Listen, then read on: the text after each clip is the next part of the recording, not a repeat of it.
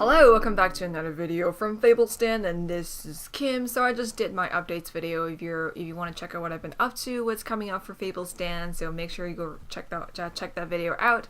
Lots of good stuff. International Tarot Day is coming, July 8th. Help me advertise it. And a deck celebrating that day is coming out. I'm making my own deck. My ebooks is out. And I'm working on another workbook for tarot, and lots of good stuff is out. So make sure you go check out the updates video to see what's up.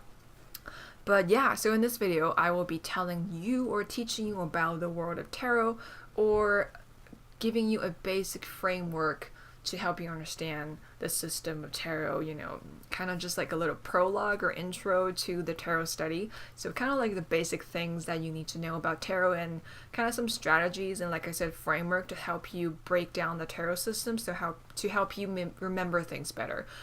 So you don't have to memorize the individual cards like individually and just kind of try to memorize it like just like dead memorization, because that's not a very effective way of learning.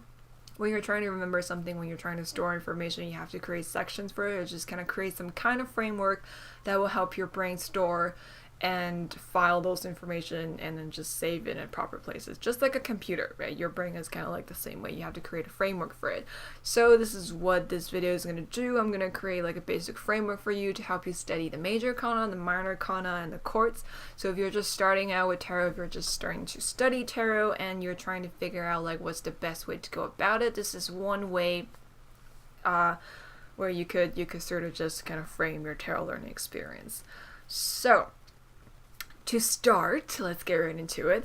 What is tarot? So what is tarot? I'm going to read you an excerpt from my ebook. And first of all, tarot is such a spectrum. Like, there's so many ways to engage with it. There's so many ways to use tarot cards. There's so many different perspectives on tarot cards. So by all means, don't just stop at my channel. I mean, if you like my channel, that's awesome. But I always like to encourage people to just keep an open mind. Just absorb everything that you can, and then before you really settle on something. And even if you settle on something, it's always good to listen to what other people have to say, right? So if I'm your cup of tea, that's great. If I'm not, I don't know, give it a sip and see if you like it.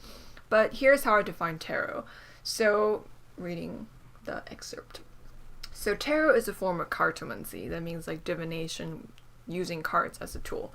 It consists of 78 cards, or 78 symbolic depictions of metaphorical or sometimes literal landscapes, characters, abstractions, and figures that seek to represent the whole of human experience, as well as the transformative forces that dwell in the collective unconscious. These symbolic depictions act as agents or doorways that lead us to recognize the various dimensions of our reality and help us connect with universal and personal truths. So, just a little bit more. Depending on what we are experiencing at a given moment, tarot will reflect our situations and internal landscapes through its symbols, channeling wisdom and guidance that will help us heal, solve problems, and become more fully integrated as an individual. So in a nutshell, tarot really is about a human experience, and it's about like the energies and patterns and the archetypes and our thought patterns, our behaviors that are really inherent within our current mode of being. So for me, I like to look at tarot through a more psycho-spiritual and perspective, and also like, you know, in conjunction with psychology and some literary principles, that kind of stuff. And I'm mostly, this video, at least all the videos I put out, it's mostly like, I kind of, you know, subscribe to more like doing like intuitive readings versus like really analytical and left brain readings. So I'm more of an intuitive reader. Definitely like believe in like the study of tarot, and that you have to ground your intuition in the knowledge and the context and the historical context of tarot. But I'm more like the more of an intuitive reader. So this is kind of my perspective. So just so you know, going forward, if just so you know what can expect. But yeah, that's what tarot is. And tarot is, you know, it doesn't matter if you use it for fortune telling, if you use it for psycho-spiritual purpose, if you use it for pagan or in conjunction with your pagan or Wiccan practices, or if you use it for, you know, if you combine it with your clinical practice, or if you use it for creative and literary purposes, and you use it for storytelling. There are just so many uses of tarot. So it doesn't matter what you use it for. I feel like what is tarot, what it comes down to at its core, that it's always like a tool of service. Like, I feel like if you go to a reader, if you do a reading for yourself, if you use it for yourself, then it should always be a tool that empowers you in the right way. So I feel like that's what tarot is. And of course, tarot can be used in the wrong way, so I think that's why we need to be very careful of who we work with, what perspectives we subscribe to, and just keep an open mind, but also just question everything in a really healthy way and a really intelligent way. So that's, in a nutshell, or like a really big nutshell, what tarot is. So here's the framework for studying tarot. The world of tarot, or system tarot. Like I said, tarot, a deck of tarot has 78 cards, sometimes 79. If your deck has an, I call this the original anomaly.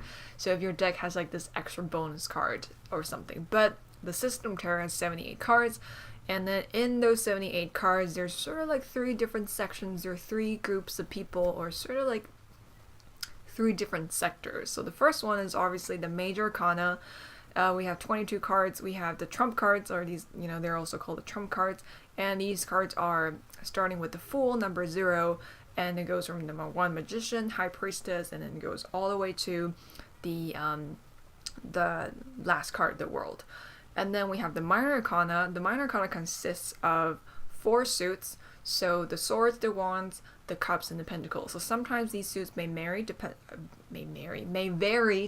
on the deck you're working with. But those are the most common suit names for those suits.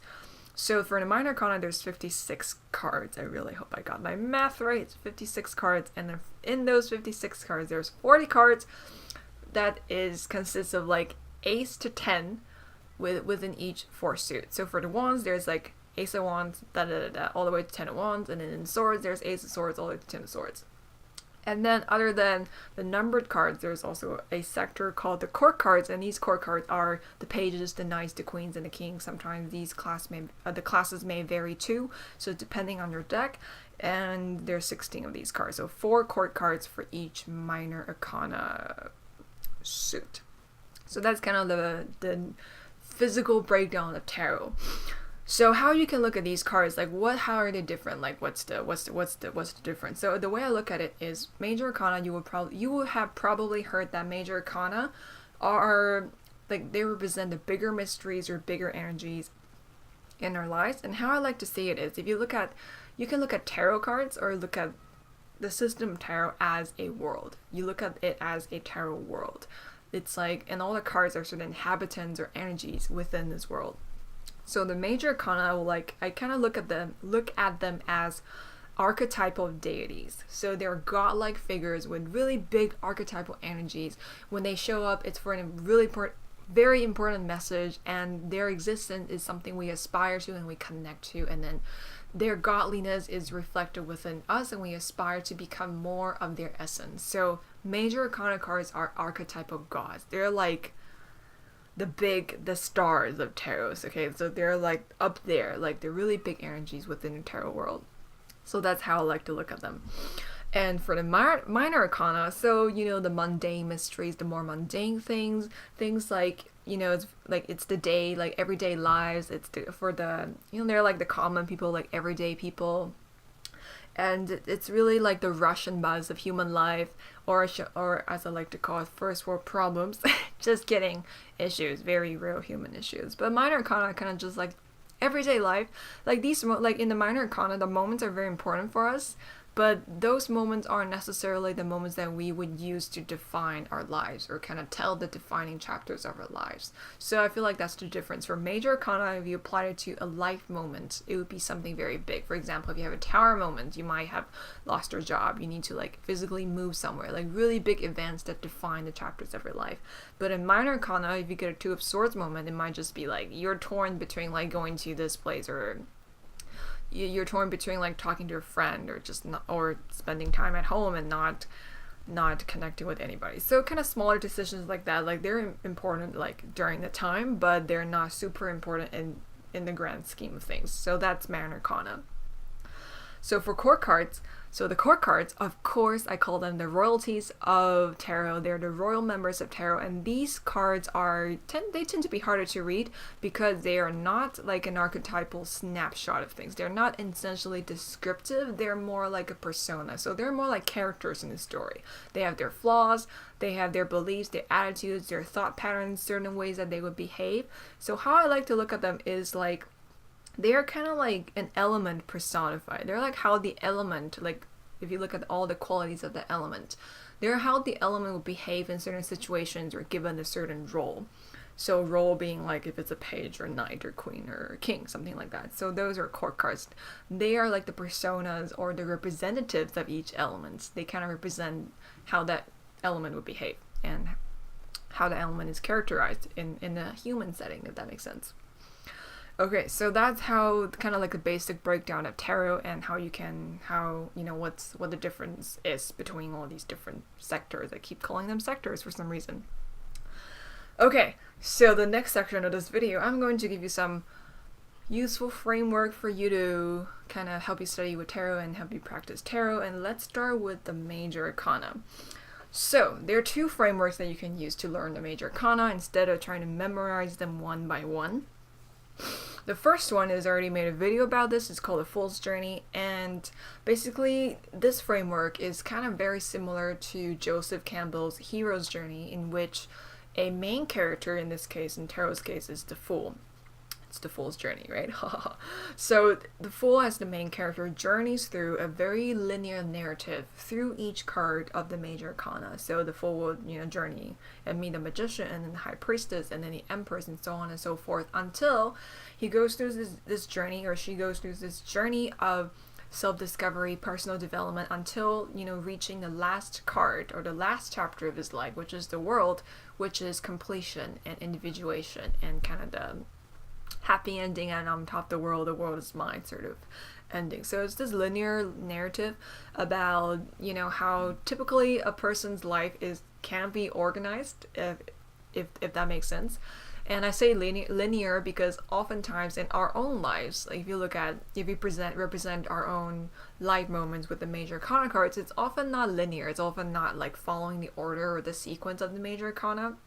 But if you imagine how the story is organized, right? If you remember the Freytag, like I think it's called Freytag, like the story chart where you have the rising action and then you have the falling action. Just think if you were to organize the story linearly, like this is sort of the logical order of things. It's like you kind of go out there and explore the world, you experience some failure, and then you have to connect within yourself, and then you connect spiritually, and then you realize your own truth, and then and then you go forth and conquer the world again, stuff like that. So that's the Fool's Journey narrative. It's a very useful framework for you to kind of put all the cards in its place, like kind of just create a story that string all the cards together so that you will remember the narrative and the different events, and you would kind of look at each card in association with each other. So it's a good way to kind of remember the major arcana. It's to tell a story using the Fool as the main character. So if you want to find out more about this, or hear my version of Fool's Journey, check out my Fool's Journey video, links down below. And I also got like a blog post and lots of worksheets for this too, so feel free to check that out. But yeah, that's the first framework. It really helps you to put everything together.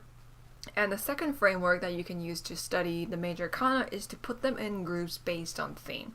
So there's so many ways to do this. Some people put them in groups with threes, and then some people put them in groups with twos, and then the break is like at the 10th card after the wheel.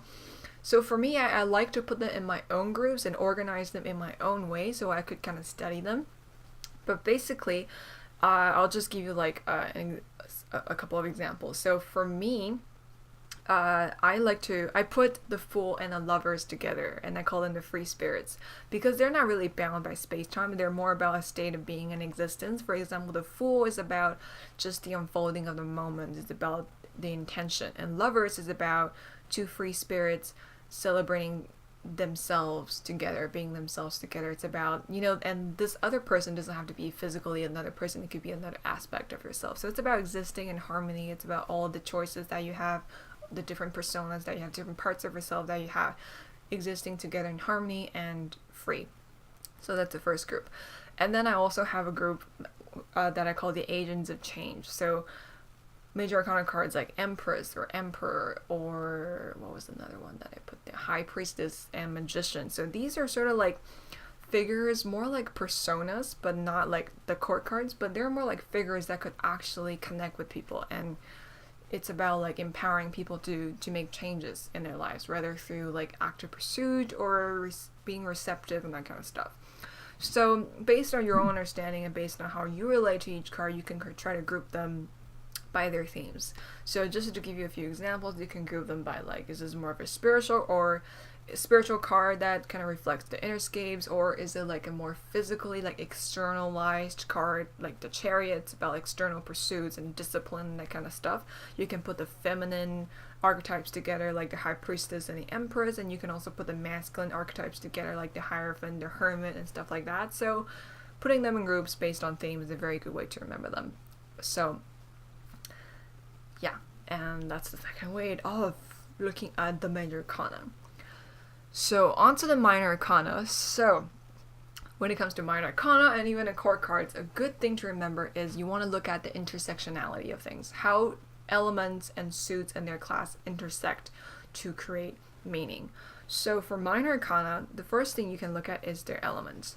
So when it comes to the element, it's fire, air, earth, or water. So each element has a set of qualities that are attributed to those elements. For example, fire is about confidence, creativity, and motivation, as well as action. Water is about emotions, relationships, being social, and spirituality, imagination, that kind of stuff. So you want to look at their elements and how it's intersected with the numerology. So each number from 1 to 10 also has a, certain attributes that are attributed to each number. For example, 1 represents identity, singularity, 2 represents tension, conflict, polarity, 3 represents number, cooperation, and stuff like that.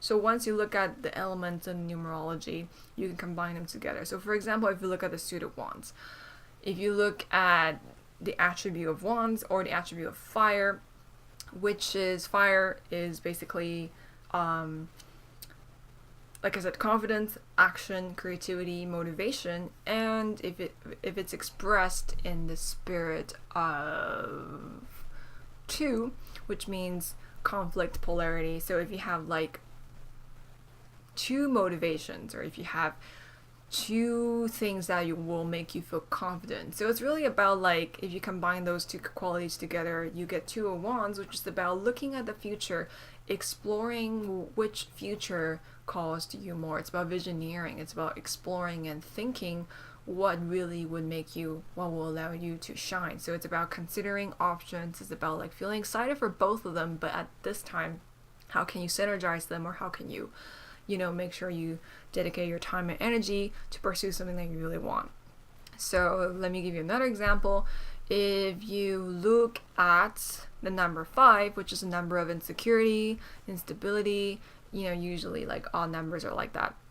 If you combine that with the logic, the communication, and the order aspects of, the element of air, then you would get when you have ideas, when you have multiple ideas, and 5 is an odd number, right? It's not like 2 and 2, so 4, you can have 2 equal sides. It's kind of like you have 2 equal sides and there's one odd energy that's trying to communicate itself.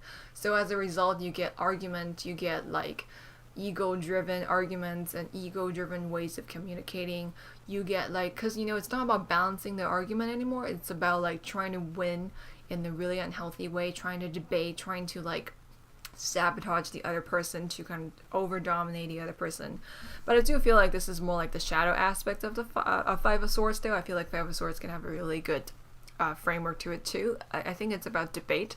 I think it's about having like a really great framework for debate so that you could actually have a winning side within boundaries and within rules. So it doesn't have to be completely ego driven, although I feel like most of the time that card kind of comes across that way.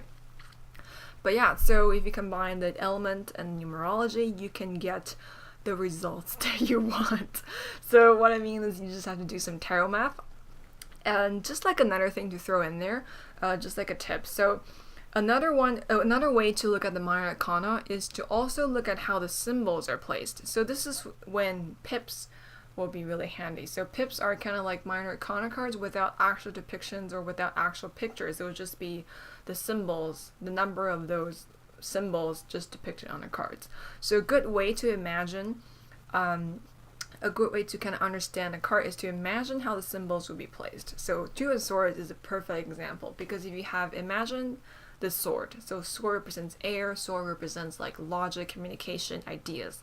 You have another sword. So when you have two swords or two people holding swords like this, like what does that mean? Like usually, what does that represent?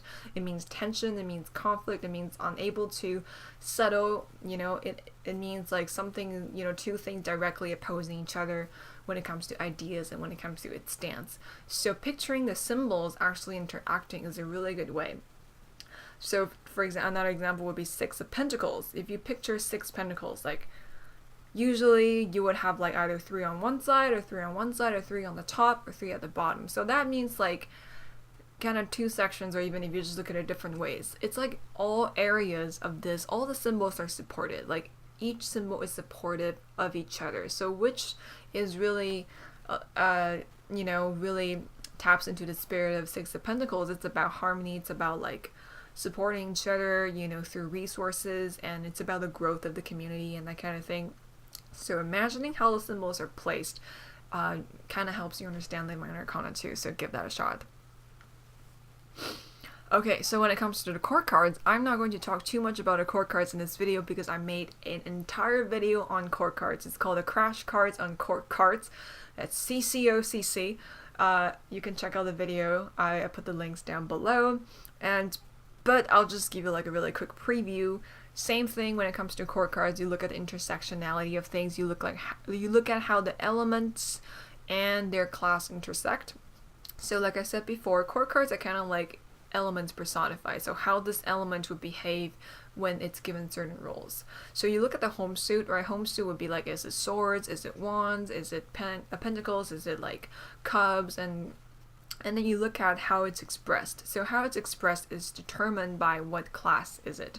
So say the home suit is, what's another suit that I haven't talked about? Say the home suit is cups. And then the given role is the queen.